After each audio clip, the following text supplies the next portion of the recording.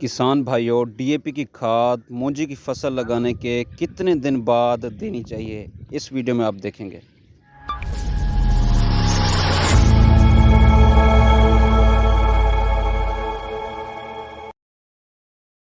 अस्सलाम वालेकुम मेरे किसान भाइयों, मैं हूं आपका होस्ट सनाउल्लाह बलोच और आप देख रहे हैं सनाउल्लाह ग्रेन यूट्यूब चैनल।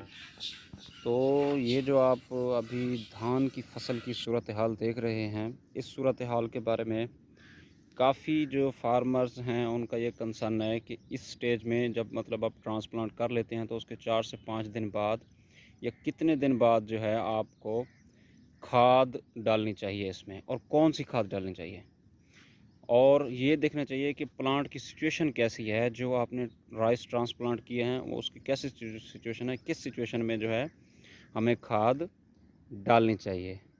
तो मेरे भाई, जब भी आप ये देखें कि आपने ट्रांसप्लांट कर लिए हैं राइस और उसके कुछ दिन बाद जब आपको लगे कि इसकी जो सिचुएशन है, ये इसका जो जड़ है वो लगना शुरू हो गई है। अब ये आप देखें, इसको 1 दिन हुआ है ट्रांसप्लांट किए हुए, लेकिन इसकी जड़ नहीं लगी अभी।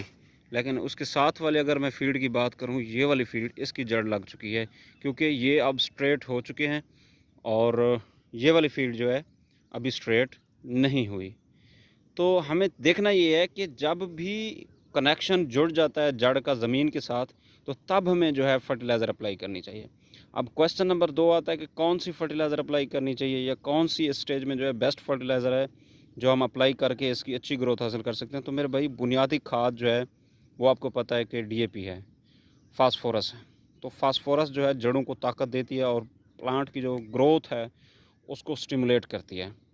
तो फास्फोरस खाद का इस्तेमाल बुनियादी तौर पर करना चाहिए। किसान भाई, इस सिफारिशात को जो है नोट फरमा लें कि इस स्टेज में जो है फास्फोरस खाद ही डालें, और फास्फोरस का जो मेन जो सोर्स है वो डीएपी है, डाई अमोनियम फास्फेट। किसान भाइयों, हमेशा एक बात याद रखें कि डीएपी जो है एक बुनियादी खाद है जो जड़ों की मजबूती के लिए काम आती है। तो इसको जो है शुरू में ही अप्लाई कर देना चाहिए। वास्सलाम।